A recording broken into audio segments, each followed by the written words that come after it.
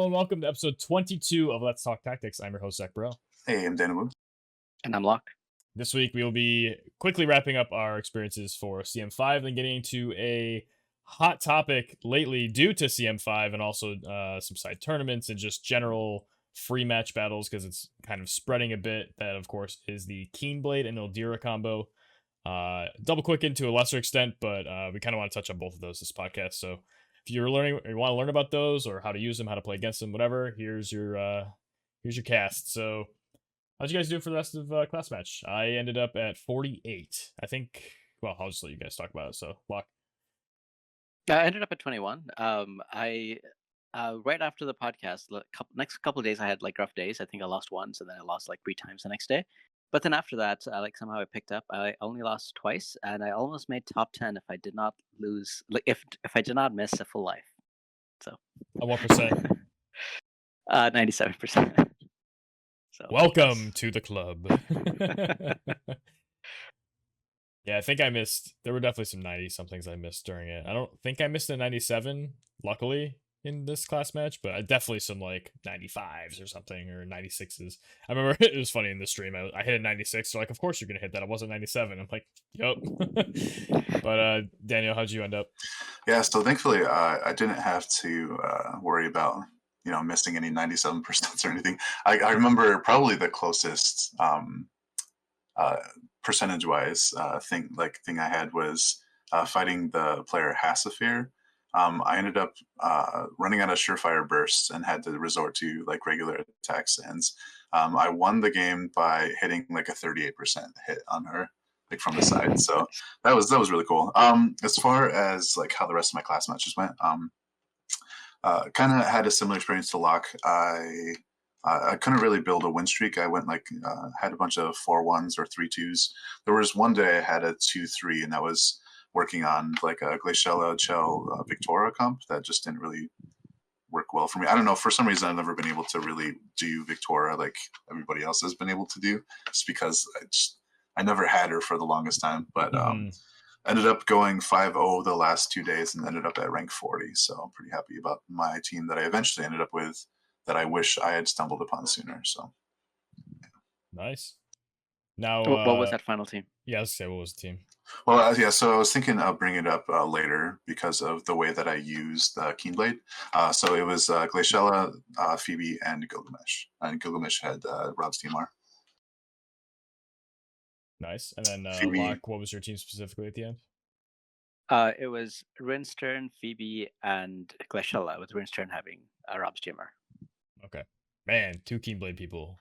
Yeah, Phoebe, higher than me. All right. Phoebe with Machiri's TMR, so like start off with that damage shield, Right. Yeah, I stuck with my team until the last 4 matches. So for my first 36 games, it was all Ruinstern, Victoria, Shell.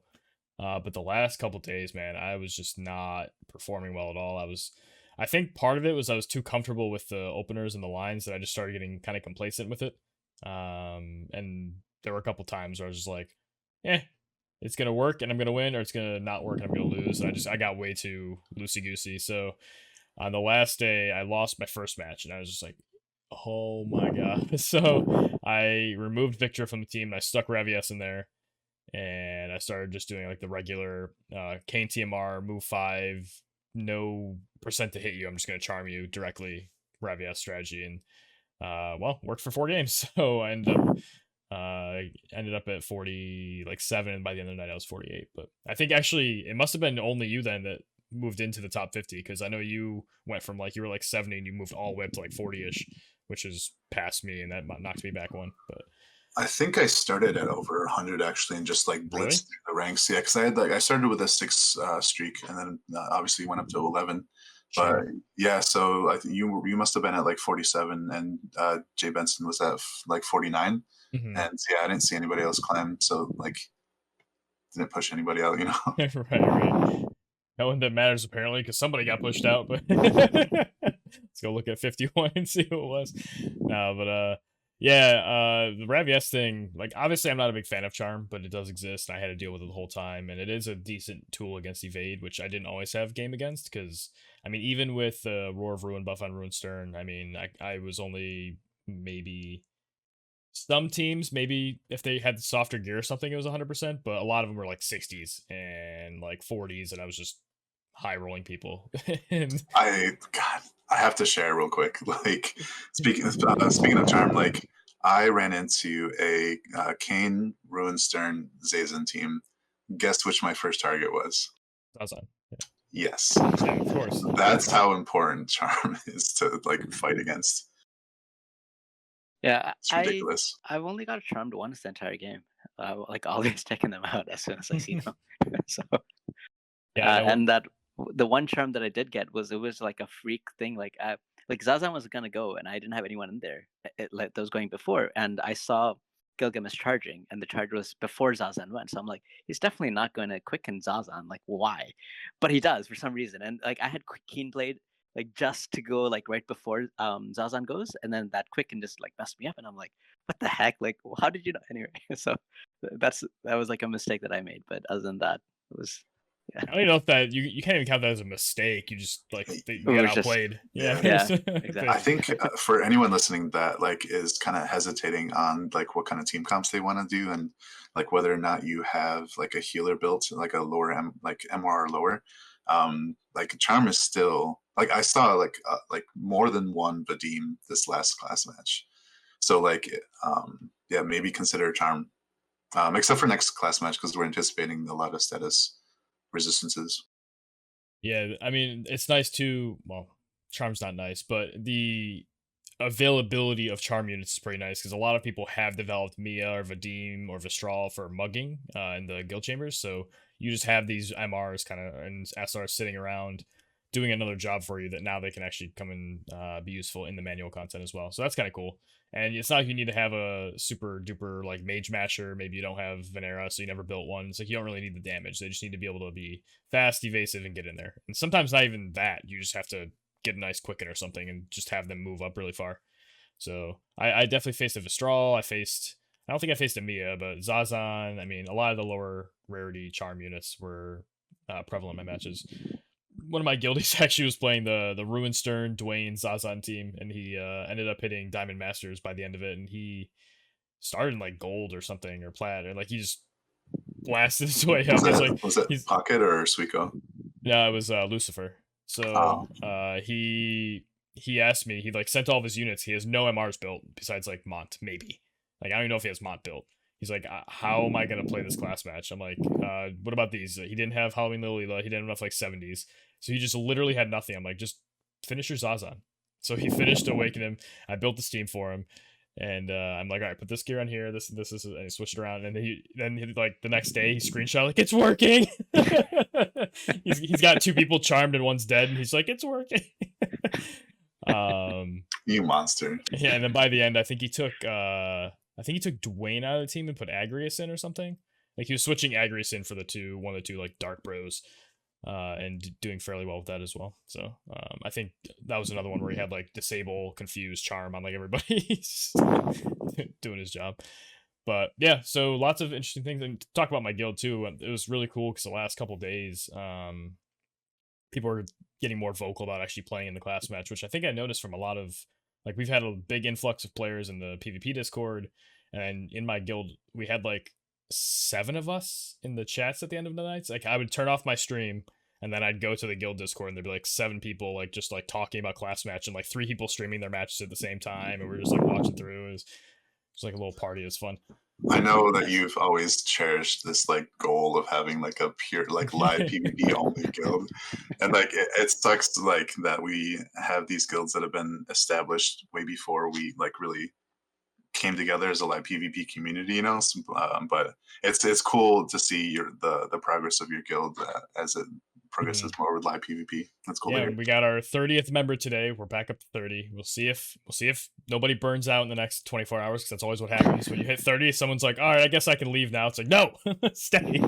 But he mentioned that he's into live PvP, so I'm like, yes, another one. But anyway, enough about that. Actually, real quick, congratulations to Vinny, ex guest on the podcast. We'll have him back at some point. Former. Listen, man. He took first place in this class match. He dropped exactly one game, and it was a game where he disconnected.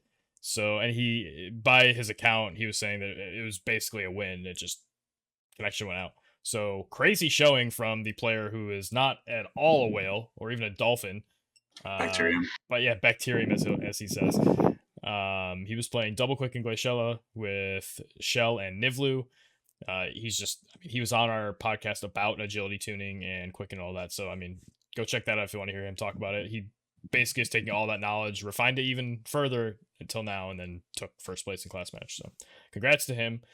But also, at least 3 of the top 4 teams of class match. We don't know the other person, but the 3 that we do know were double quicken teams.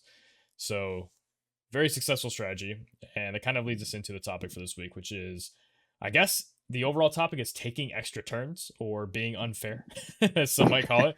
So let's kind of dive into that. Let's lay the groundwork real quick. So Quicken is an ability that basically fills your CT bar up to the point of whoever has the highest currently, so you take the next turn immediately. Now, it's like that because if someone's at 105, it doesn't show on the bar, but you can go over. And you'll notice when they take their turn, they might be at like 45 CT instead of 40 after that initial 60 from taking their turn because they actually overflowed. It just doesn't display.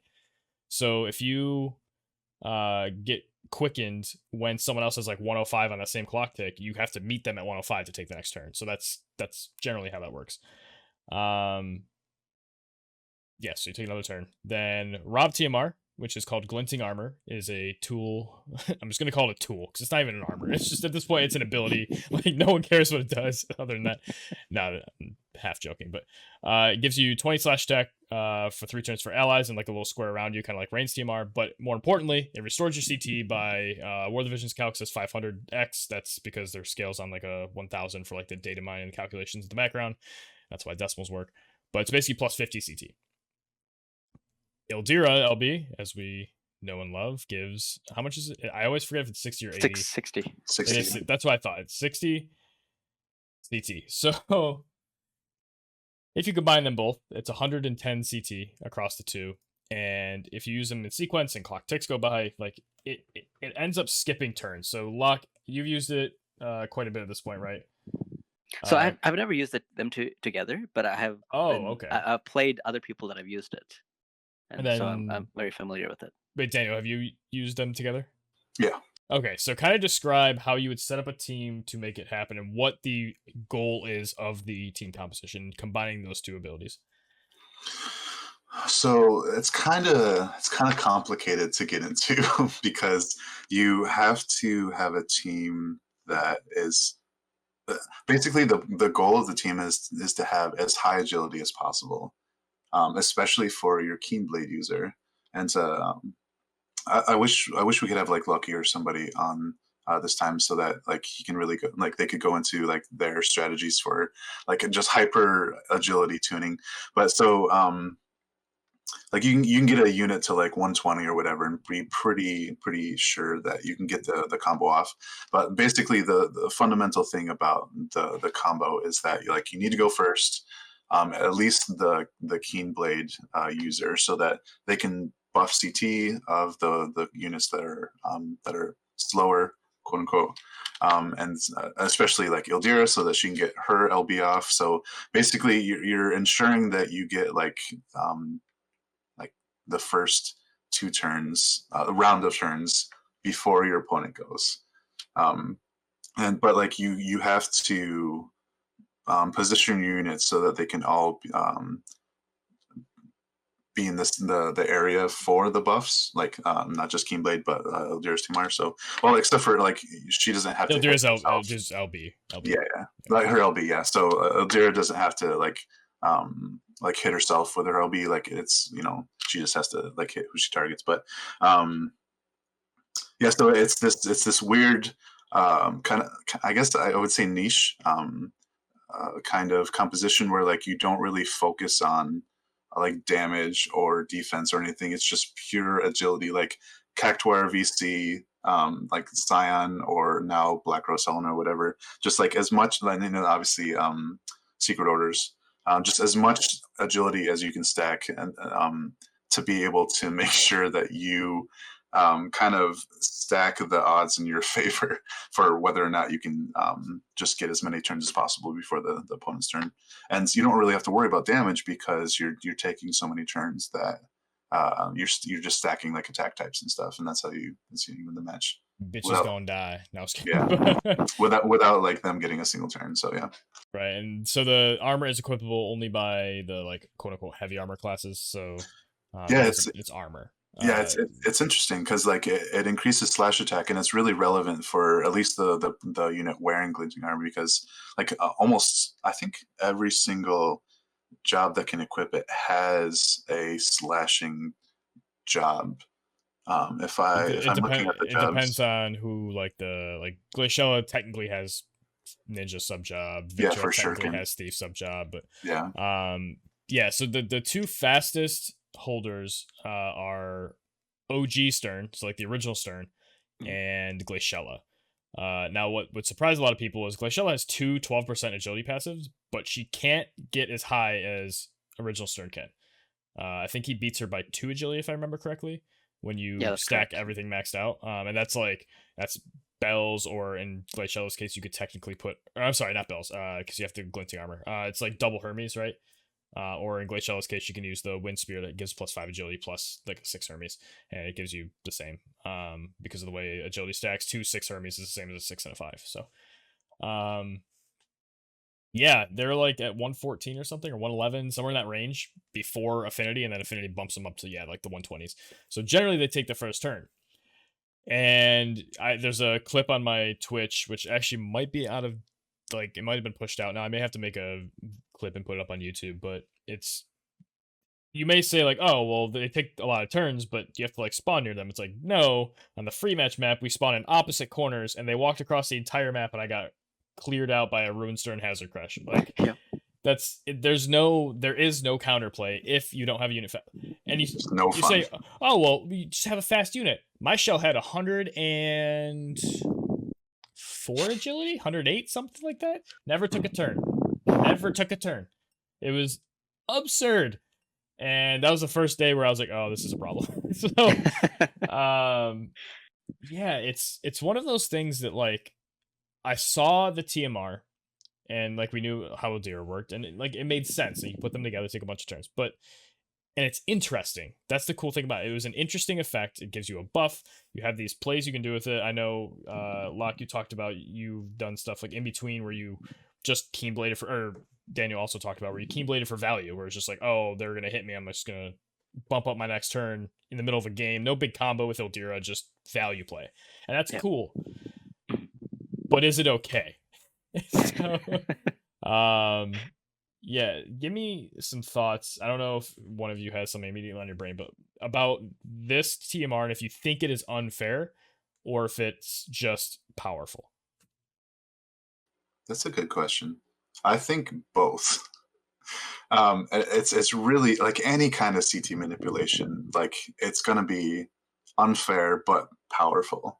And I think Rob's TMR, more than Ildyra's LB and even Time Mages with Quicken, this is really like the far ends of like abusing CT, or like manipulating, CT manipulation, because I like to think of Quicken as being like the kind of CT manipulation that like free to play players can access just as much as pay to spenders. And like if you can grab Ildyra and like max her, you can still use her as a free to play player, but like nobody really focuses on Rob. So it's really like, you see, like spenders are going to be the ones that, like, really using this in my experience. So it's kind of giving them more of an edge in terms of CT manipulation than like maybe let's say a large percentage of the players, if not a majority. And one of the reasons why it's a big deal is because positioning and such is usually so important. Like when you're going first and you can have you can like depend on going first and getting this combo off, you can just initial position like in the middle of the map. You don't have to worry about, and you can just focus on agility, and you don't have to worry about defense. You don't really have to worry about offense as long as you go first and you can get this combo off. You just try to start as close to your opponent as possible, and I think that gives you like having that higher chance of just like winning the match, having that advantage. Um, it just kind of sucks to go up against, and it's not really when you say it's unfair, like that's like Rob's TMR is really kind of putting the I don't know, the wrapping the bow on the present, or the cherry on the cake, however you want to put it. Cherry on the cake. Yeah, so that's an important thing too. Two notes based on what you just said is I meant to say that earlier is ignoring the fact that barely anybody built Rob for like the longest time until, like you said, spenders who saw this and saw that it was valuable for live PvP or at least something cool to try or do, and then now it's just becoming a really common thing. That's separate from the argument of should it exist kind of thing. Like it's kind of like Ziza. Like everybody ended up building her for the most part because of raids and PvP and everything. Her TMR is broken. Her TMR is not okay. It shouldn't exist in the way it does. So I would already be like fine if that was gone out of the game, but it doesn't matter accessibility of Ziza. So while I agree, it is nice that it happens to be on a unit that isn't as favorable, especially right now with the EX jobs. It gets kind of insane, but that doesn't change whether or not it's it doesn't change the argument of the item itself and if it's okay. And then the distinction between unfair and unfun is very important. I think I've touched on this before, but just because you don't like playing against something doesn't necessarily make it broken. It's just you don't like it.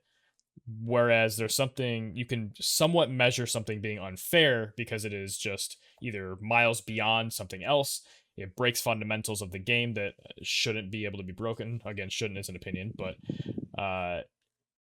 it's that extra degree of it's hard to argue against. Whereas things like Quicken is unfun sometimes because it skips your turns, it can mess up your positioning.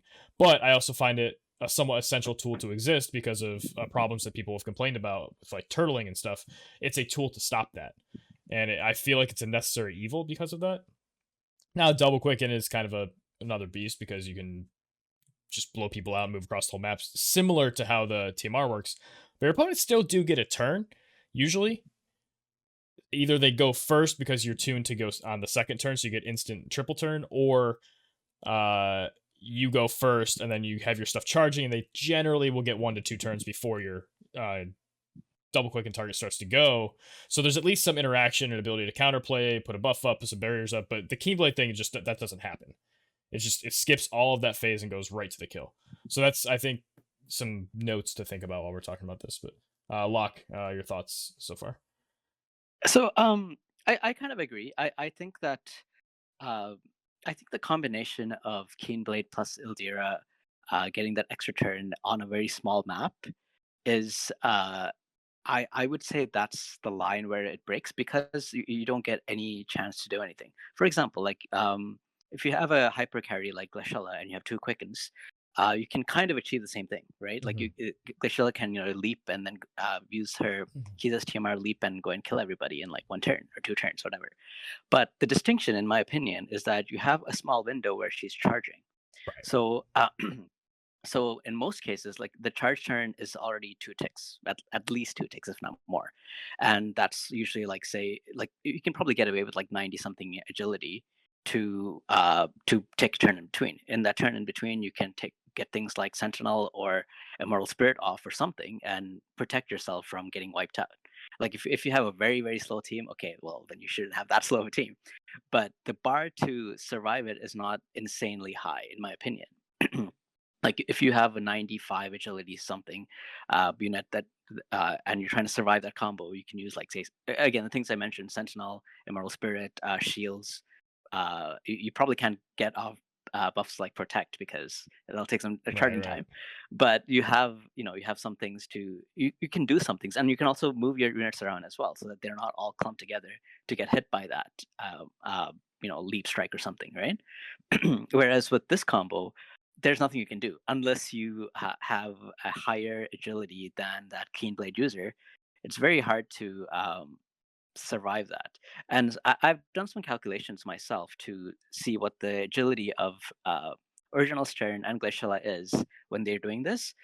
With Affinity, Stern gets up to 127 agility in the game, and Glaciella gets up to 125. Usually, like, your units are not getting anywhere near that unless you specifically build like Cactuar or something. So it's, in my opinion, it's not. I think it's goes to from like, oh, this is cool, to this is unfair, hard to play against. It like I could see if this was left alone and people didn't like tackle this as a problem, it like that's all we would see. Like we would see like dodge teams on auto, and we would see Keen Blade teams on manual. That's what I think we'd see. Yeah, I mean, even the Keen Blade targets can be people like Glaciella who have sure hit too. So like, even if you're evade, like, so the three like, to start answering the problem, my first thoughts were be evady to dodge it, be tanky enough to live through it, or be faster than them to try to kill the threat first. And it just so happens that typically people tend to use Glaciella for it rather than using Stern, from what I've seen.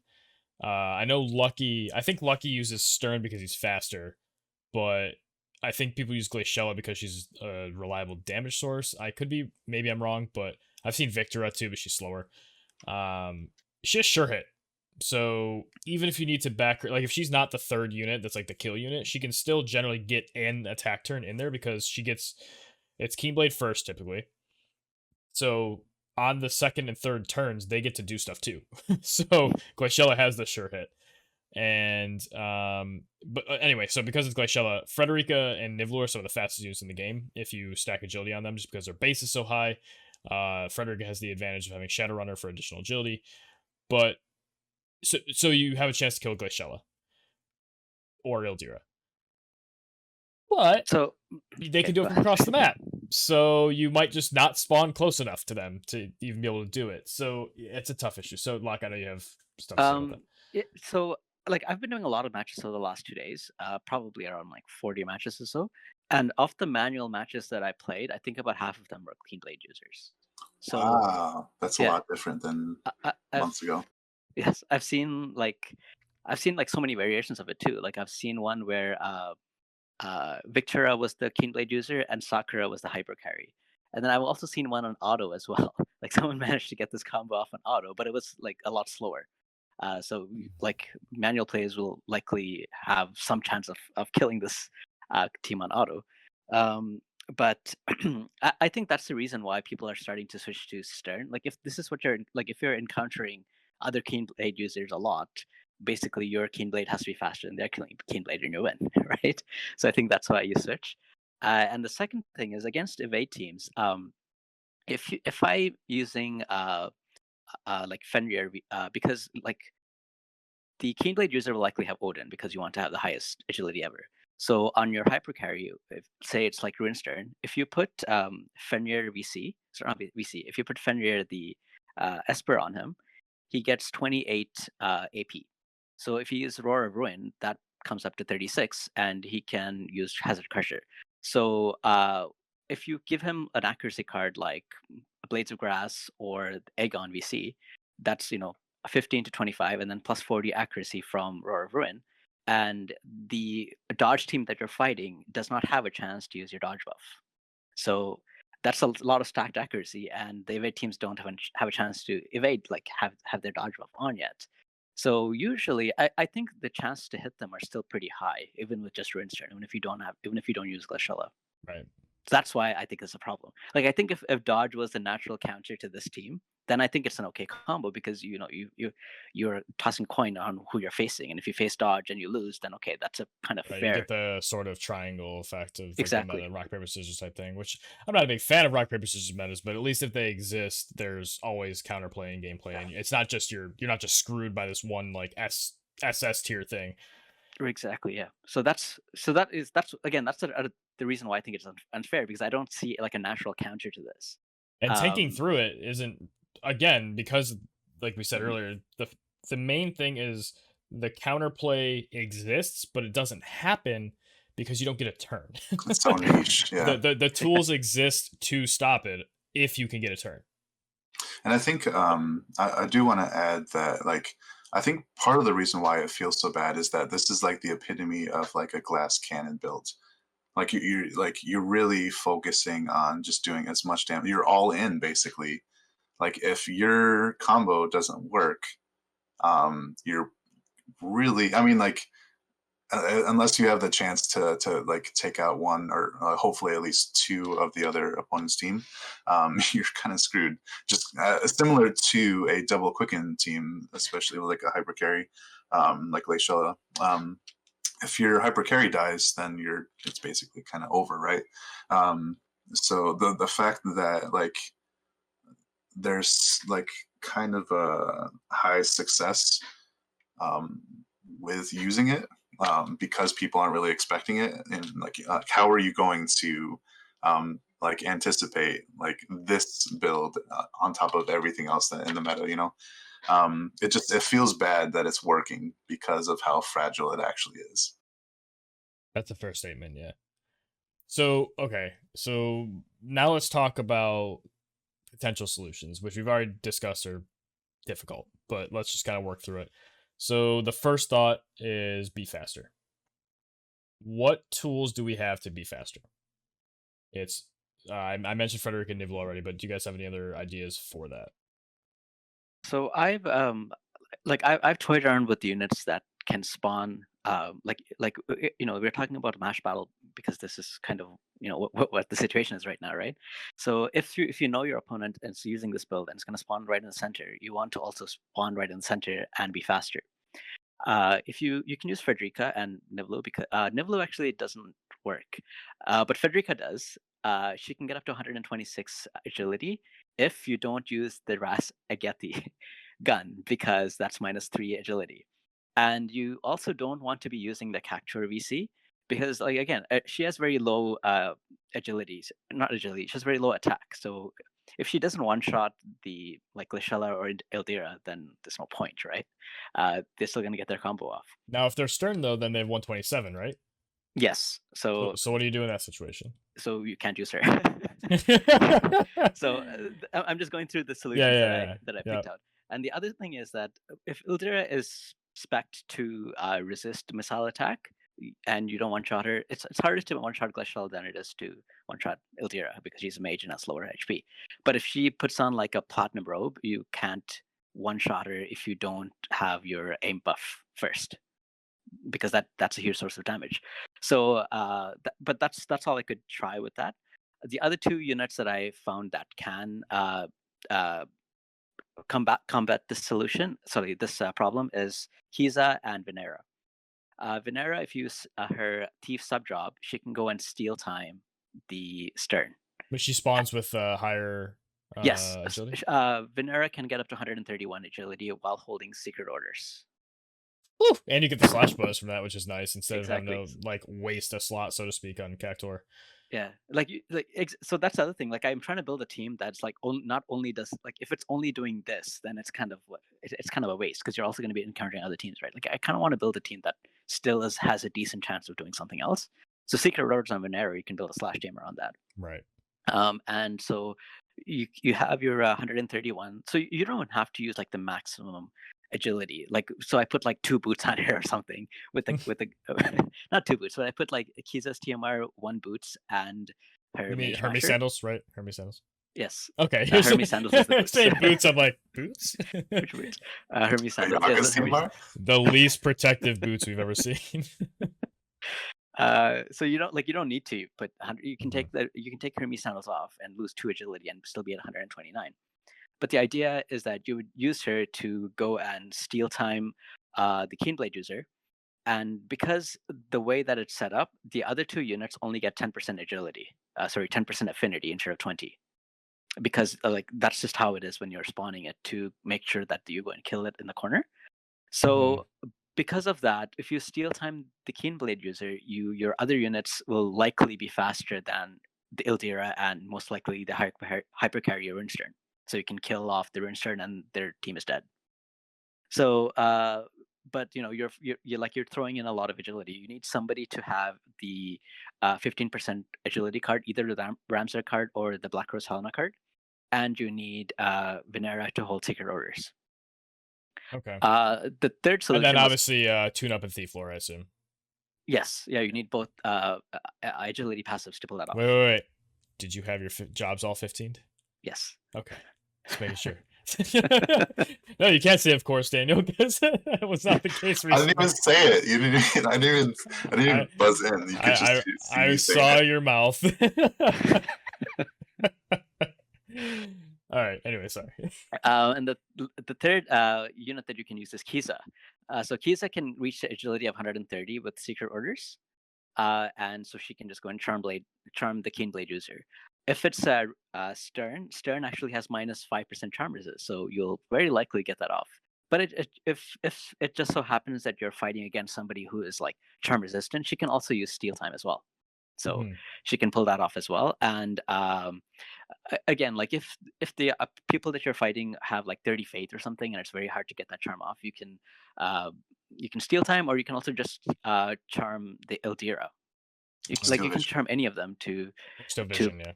Yeah, you can. So yeah, like Kisa has like a lot of tools depending on how you want to play this to try to do something.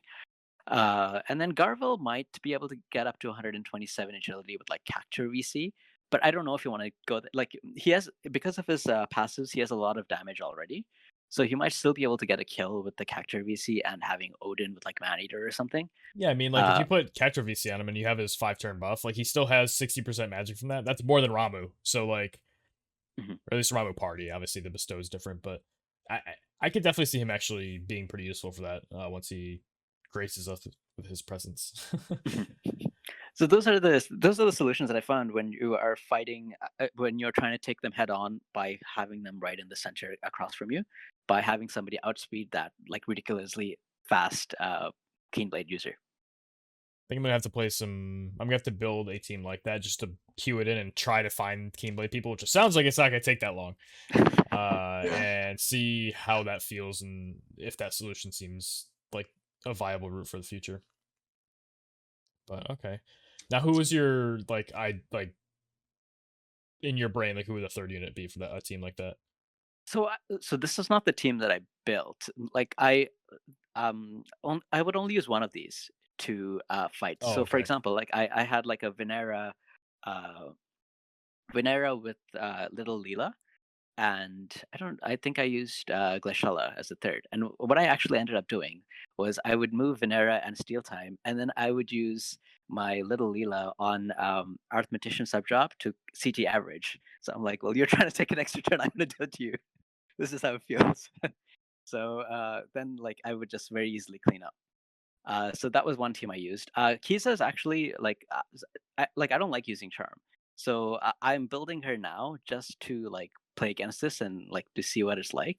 But like she has like no resonance with anyone. I think she has like 6 resonance with Tetra Sulfid. That's like I've been playing Golem Ziza. That's really fun. She has like 49 defense or 47 defense or something. It just runs up on people. So so that's so I haven't really like I think I would prefer to use Caesar again instead of Venera to tackle this using Charm, but like I typically just don't play Charm teams, so like it's not ready. Like for me to try this out against them, it's not ready. Right. Yeah, so kind of going off of that, like my perspective, like I not only have I used this combo, but I've kind of helped people kind of develop it, and I don't know if I feel guilty about that. But... No, I was kidding. But if it wasn't you, it was someone else. So yeah, there's some development. And that's one of the great things about our server is because the people that you have the chance to build these combos if you just ask for people to help you with matchmaking and stuff. So join the Discord. So in my experience, like this combo, like really the breaking the turn order so that they're not the only ones going first because of their super high turn agility. Like you said, evade is probably one of the best ways to counter it, and something that Locke didn't really mention because he doesn't have the unit is Katone. I think Katone is one of the best ways to counter this because she has such a high agility when you can tune her for it. She has like similar like agility totals if you try to build her for that, especially with affinity. I think the last time I tried to agility tune Katone, I got her up to like 135 or something like this, and then that was like months ago. But I think that may have included a vitality buff. So, regardless, when you're specifically anticipating somebody using this team, like if you see, like if you have the chance to match up against them and you kind of anticipate this is what they're going to do, Kitone and in a dodge team, running up and Ususemiing. It's kind of a weird way of saying that. She is enough of a threat, especially if you let her get the AP to be able to stop whoever she uses it on. If you can't hit her, like if you can't hit the targets, like your combo is going to fail. So, and in my experience, like I haven't actually used her to combat it because I haven't played somebody with this team in a while, but she is kind of one of my prime designated units to combat it, just because of like her ability to disrupt the combo. I don't really expect her to do enough damage either with Drain Force or with like one of her like even like I think she gets Jotun. I don't think she really has the ability. You can't really rely on her to do enough damage from far enough away until she gets close enough with like soldier sub job skills or to use her LB or whatever. But just being able to run up and Utsusemi and having like a really low chance to hit her, it makes her enough of a threat to either have to focus her down and lose the rest of your, use the combo on her specifically, or just it not working and you being able to really regain the advantage in the match. Until Glaciella goes dodge. Like you walked up, fuck the Keen Blade.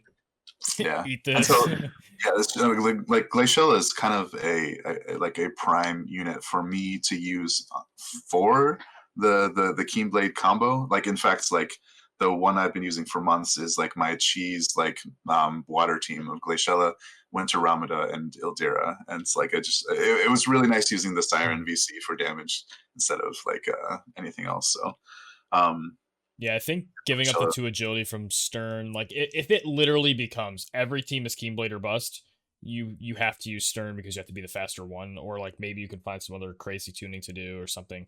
If I don't foresee there being 0 counters, but in that event. But Glaciella being able to kill people like doing a strategy like that, I think is also valuable. So like having that option, because if you do like OG Stern, you have to give up his weapon slot, I think, if you want him to be that fast. I don't know if you can take off the second Hermes sandals or not and still be able to do it. The same. I don't know if you still beat Glaciella or not. Before we get too far afield from before I forget what I was going to say. Sure. The thing is about this combo, like intrinsic to like being able to get it off, like you don't have any other time to buff up doing anything else but do this combo, right? Unless the map provides for the kind of range where you can get like the first turn buff and then get this combo off, which is doable, some maps. But like you don't have the chance to get an accuracy buff from like Ruinstern, for instance. Like you just go for the combo. So like that's another reason why a dodge team can be so effective, and especially some of the Katone or even Venera, getting a dodge buff up, or maybe even like a samurai like illusion or whatever, possibly. I think you do have time. Yeah, you does. Yeah, you get 3 turns. You get a buff turn or an approach and buff alternate. Yeah, and then you hit the third. That I almost took off, not a push to talk. That's like a kind of something you have to decide. Like the more you use this team, the more chance you have to do that. Like, do you use bells or do you buff accuracy? Like that kind of thing. You do. Like you have to kind of decide. Accuracy kill. Yeah. So if you if you're counting on a first turn kill, you just need enough AP to use Hazard Crush, really, right? Like you don't. Okay. There's no Which is real need to terrible, have. right? There's no need to have anything else. Like when you're building this team, if you have enough to get 36 AP somehow, then that's enough. So like the person that I was talking to, I can't pronounce his name, or else I would say it. It's like PCY It's lucky. something. It's Lucky. It's Lucky CP backwards. Yeah. So Okay. so we just call him Lucky because that's what. Yeah. Lucky. Okay, so Lucky, like he didn't have Fenrir Esper, so he did it with like someone else that didn't have 36 AP. When you like, I think he used like Red Chocobo or something. So when you put that on Ruinstern, he doesn't get 36 AP. So I had to figure out some other solutions to get that up there. But if you put like a Fenrir on him, he has 36 AP with using one cast of Roar of Ruin, and he has 40% attack from that. I don't know how much attack, but he gets some attack from that, and he gets 40 accuracy from it. And it's enough to use one Hazard Crusher. Like he doesn't need to use bells in that situation. It's 40/40 accuracy and attack. Okay, 40 attack and accuracy. That's it's so that's why I found it very hard. I mean, like I don't have Agrius. I don't typically build like tanky characters to withstand this, right? It's just not my playstyle as well. But Mako said that he was able to do it. He was able to build a team that's tanky enough to survive. Like all three of his members survived. I wonder if that was his like Halloween Ryu, Katone, and Winter Venera team. So it'd be like you get the stacking health bonuses from the Earth party up. He uses like Golem with Odin, and like it's just a straight beef team. He I actually wonder if shared that's it how he to does me. it. But No, it was Agrius. Actually, let me go look it up because I have it here. Where's Mako? Here he is. Okay, so it is Dwayne. Dwayne with Demon Wall VC. It's sorry, not Demon Wall, Death Machine VC. So Dwayne with Death Machine, Agrius with Fenrir VC, and Halloween Rairu with Solidus VC. Okay. Makes sense. So that's how he did it. So what do you do against a Pierce team? What if they just do like Kane as the kill unit? Just like So, but I don't know if Ken can reach it because like he needs to have an LB that can hit the corner, right? And I think you need an AoE 2 skill to do that. I don't think Kane's LB reaches that far. It's only a 1 square. Are you assuming spawning in the direct center? Yes. So my opponent who cleared me with Ruinstern Mhm. Started off to the side of the pillar, like not in front of the pillar, but off to the other side, and I spawned in the corner, and he was able to hit my 2 units that weren't in the direct corner. So they would have been, I think it's 2 more spaces over. Mhm. So since the big AoE was 1 short, I think if you use a small AoE, so like just a plus, but those 2 spaces over, it would hit. Yeah, okay, that's possible. Especially if you use like his own TMR to get 1 more. Right. You can do that. You can do that. So that into like some kind of damage buff into kill. Yeah, and generally, like in my experience, like having 2 out of the 3 of your team units like deleted, like it's pretty much over at that point. Right. Yeah, like I lost my Shell and like my Cecil. I think I was doing the triple or the double quicken Cecil. Oh yeah, I remember that. Cheese team. Hard to remember. How to forget that. Yeah, I think, or maybe my Shell lived. Whoever it was, one of them lived, and it wasn't Cecil. And I was like, all right, we're just, I'm done here. Yeah, it was brutal, but interesting. Okay, so hearing the Venera solution is interesting. You said that doesn't require Cactuar because you can put on the secret orders. Yep. Okay, so interesting. I hope we don't end up living in a world where this is all that's like viable. Like it's either that or exactly the team that beats it, and then if you're something else, you just don't fit anymore because you'll just lose to either one. Yeah, crazy. I think long term for me, like it's hard to imagine people not getting bored with it. Like for me, like I've been able to use this for like going on 3 months now, and honestly, like just like I got bored with like Ziza's like charm and stuff, and like after using her for months, like you just kind of get over it. Like it's like it's a tool. It's a tool to use, and like if you're like in a rush to get your 5 daily matches or whatever out of the way, like yeah, maybe you'll revisit it or whatever. But I mean, like to use the same thing over and over, unless you're like recycling out units, and maybe you can't rely on always having the fastest unit or whatever. Maybe that like that kind of breaks down the functionality of the combo. But um, it's hard, like long term speaking, like it's So the hard for me people to I've imagine. talked to, I've PM'd people that use it, Yeah, like just use it, and they said they don't care, they want to win. So fair enough. they said like all I care about is my win streak, and I want to win. And if people can't counter, that's like on them basically.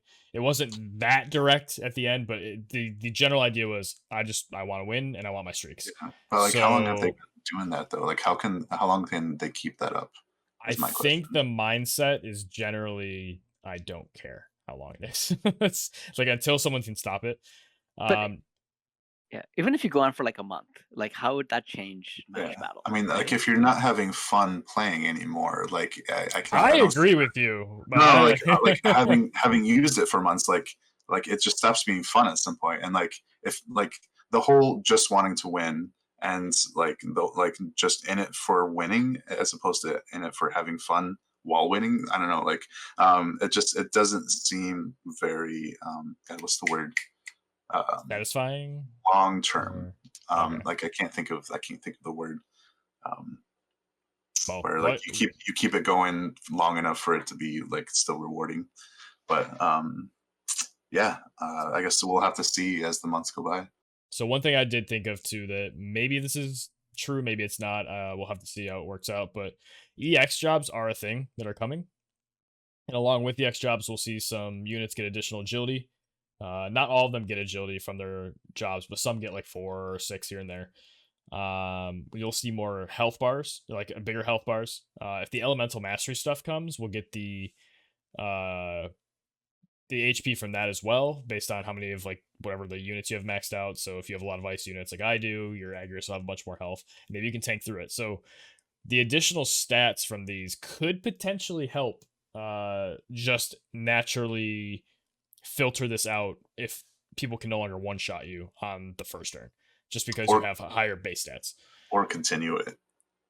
Or it could go the other way, which is the units get way more powerful and then it's more reliable. So yeah, it could go both ways. And I guess something to be said about the statues or the elemental bonuses I realized earlier today was you get an elemental attack, so they also get more damage. So yeah, it's you get more HP than they get damage, but I think because it's just based on base HP, the damage may outweigh it. So I think we'll see. I'm hoping that it helps. I think I'm anticipating like more tools to be able to account for this kind of thing. Like, isn't there like Black Rose Helen or whatever? Like her TMR, doesn't it grant like agility and a barrier or something? But you need to be able to use it. Yeah, if yeah. you don't So get a like chance having a unit fast enough to get off like a damage mitigation barrier or whatever. Yeah. To be able to use on like a bruiser team or whatever. If you have like one unit that's really fast and other ones that are really tanky or whatever. I'm just anticipating having more answers. Like, what if we get like a dodge cover like tank or something like in the future, or like you like so having a tank that can kind of cover for another unit taking damage by them taking it, and then like if they evade the hits that they covered another unit for, like that kind of like dynamic. So Would it that have you to be a keep your team passive alive. then? So like the closest unit they take damage for or something? I don't know, like just from other games, especially like Brave Exvius or whatever. Like the whole cover mechanic is something that I'm anticipating. Like eventually they're going to bring over. But you know, did they have to use the ability? I don't know. Like, it's Okay. usually I would expect it to be like a passive or something, but I'm not sure. So but like there's still things to look forward to in the future. I think that we can use to kind of mitigate this kind of obscene niche cheese stuff. So I actually ended up finding a much easier solution to this whole problem by playing against it a lot more. So as I said, if I tried to tackle this head on, and I only found like those 2 units to fight against it, like Venera and Kiza, and I haven't even used Kiza yet because I don't have mine built up. But just thinking about it loud and like seeing it in play, I realized that Ruinstern might have another weakness because only Stern has agility tuned to be very high. So with this combo, Ruinstern gets 110 CT, and so he doesn't start the match with 90 CT. he starts with less than 90 CT. So the difference between what he starts and the 110 added, the difference between that and 200 gives you a small window of opportunity to still attack when he moves up to attack you. So if he starts in the center on his first turn, he moves up and has to use the Roar of Ruin or some other buff to bring up his AP to 36, so he can use Hazard Crusher. If he doesn't use that, he can only kill one of your units at maximum because like he will not be able to, right? So if he has to, so as it goes, he on the first turn that he gets, he has to move up 3 spaces and use a buff, regardless of whatever it is. And then on the second turn, if your unit is somewhere close to 120 agility, you will get a chance to go. When I was fighting Lucky's team, as long as my units, one of my units is above 115 agility, they get to go before Ruinstern. So in my case, I was able to build say Frederica and Nivlu to be 116, 117 agility, and they can both shoot him and kill him, even without any buffs, right? You chain lightning missile damage and you kill him basically. So As we do. so that's another way of countering this, and that's easier, significantly easier to build than 128 agility Venera or Kiza or something. So that's the team that I've been using now, just to I haven't I only came up with this maybe 4 or 5 hours ago, and I haven't played any Keen Blade users in the match yet because I haven't played 20 games. But that's what I'm anticipating to fight against. So another thought also that I'm glad I remember now is you could technically split your units at spawn. Mm-hmm. Also, you can do that too. Yeah, I've tried doing that. Yeah, but your other matchups are a little worse now because you don't have the same openers and the same area buffs. If you're using Mastery TMR or whatever else, you gotta be close enough to get together, which is too close for Hazard Crusher and stuff because it's generally within 3 or something. So that means that the 5 range will work out. Mm-hmm. And if you're against a generally fast team or a team similar to yours, they're just always going to go first because they have the affinity and you don't. So while it is a solution, it would suck. Well, it sucks, first of all, that affinity exists. I think that's a garbage mechanic and we don't need it because it'd be interesting to be able to spawn your units apart and not feel bad about it.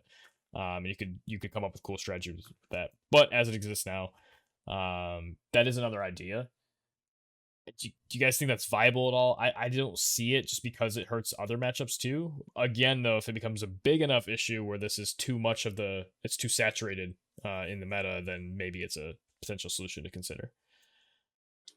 So like I mentioned, I've tried doing that, splitting your team up into opposite corners or whatever, or even just far enough away to maybe get back in range.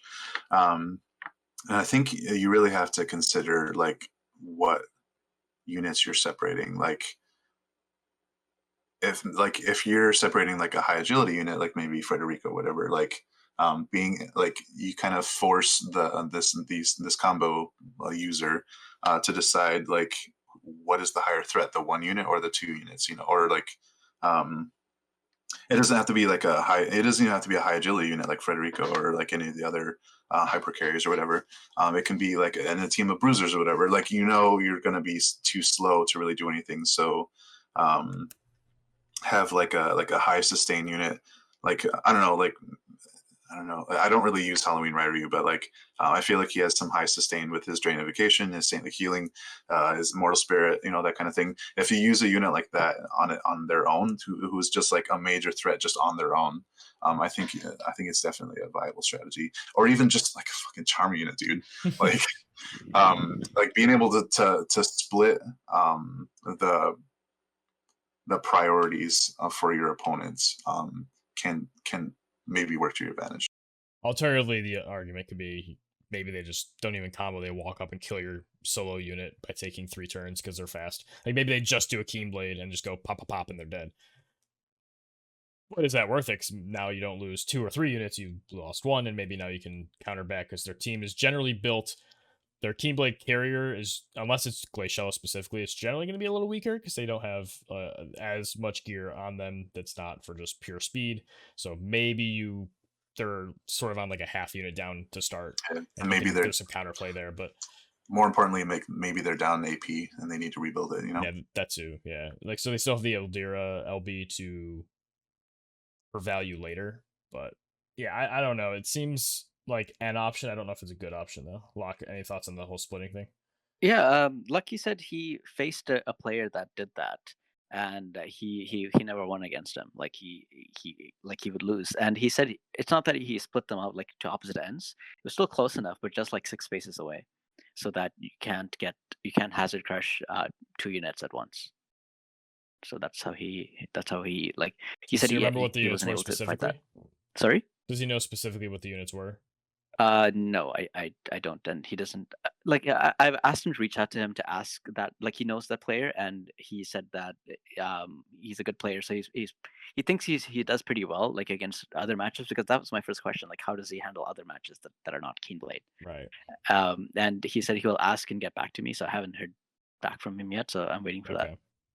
Yeah, because I trying to think of like what team I'd want to do that with and still find. Yeah, that's interesting. Summer Lilith. Yeah, right. Just the undodgeable barrage after, yeah. But any other thoughts about the Keen Blade stuff? We went pretty deep on it. I think we got to at least maybe not a solution, but some options for solutions, or at least some counterplay and things to work on. I know, again, not everybody has Venera Max, not everybody has Frederica Max, even though there's friend medal, so get on it. But there might be something that you have among this list. A lot of people have Ziza though, so that actually is good. That if you can just stack a ton of agility on a Ziza, maybe be all right.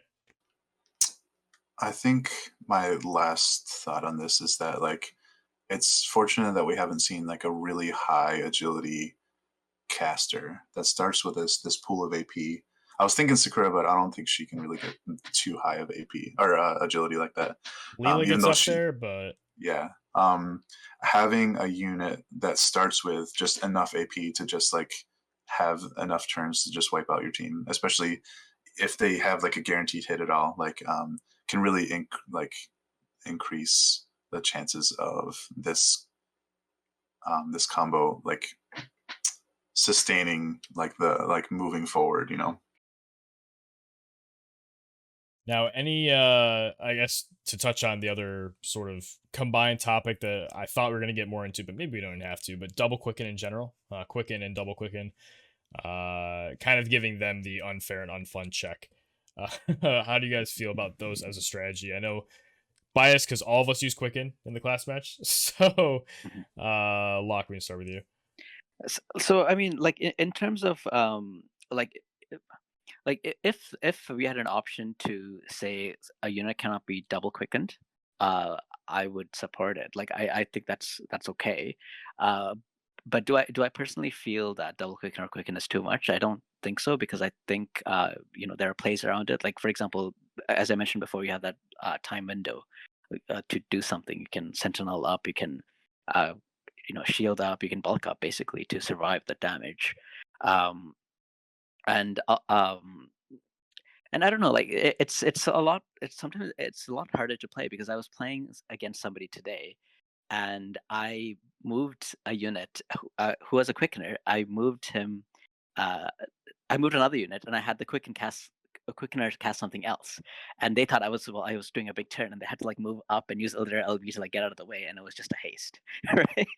so it's like like I think playing with quicken, there's a lot more of a finesse and an art to it to master it. And so to me, because of the ceiling required to like play it really well, I think that separates it from like Ildyra LB plus Keen Blade, because like that, you don't really need to, like, it's just there, right?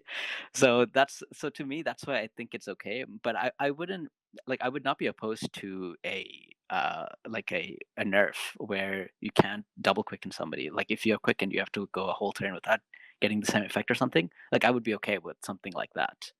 But I also, at the same time, I also don't feel like it's too much because of the reasons I stated. Daniel? Yeah, I think I'm in the camp of unfun but not too unfair. Like I said earlier, like I like that there's it's a bridge between non-spenders and spenders. It kind of like it's like kind of guns being introduced into like swords and bows or whatever. Like it's the kind of the great equalizer almost, or one of them.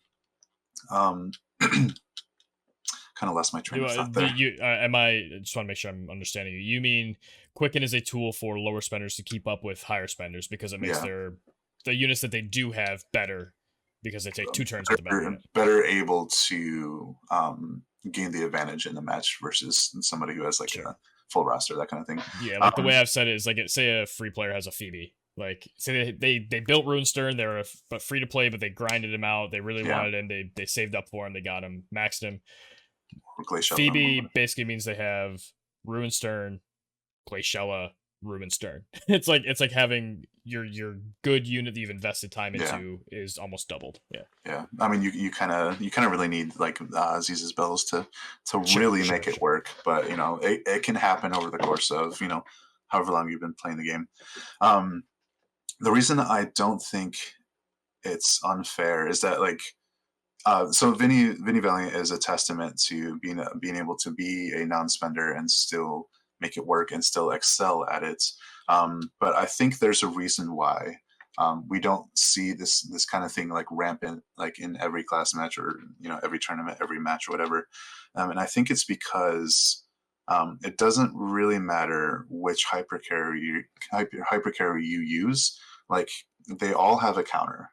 So the reason why it works so well this class match is because of the specific the rules of the class match that let that become a problem, a huge problem, which is why we saw so many double quicken like Glaciellas and Ruinsterns or whatever. But like it's not always going to be a thing. So I think this really gave it the chance to shine, but I think it may seem like more of a problem than it really is within the confines of those rules, Namely, the missile resistance making Frederica Nivlu not as reliable against Glaciella. Exactly, yeah. So like every hypercarry is going to have a counter, and if you're anticipating like just in like a regular match or whatever, this kind of double quicken team, like if you're using that team, you're going to really have to like walk on eggshells to make sure you take care of like your counter and like maybe the rest of the team. And like if you're fighting against it, then you can really it kind of gives you more options throughout the course of the match for maybe whatever kind of team dynamic that you're using against it. Fair enough. Any other closing thoughts from you guys? I basically would just be echoing everything you guys have been saying, so I'm not gonna. No, I think that's all I got.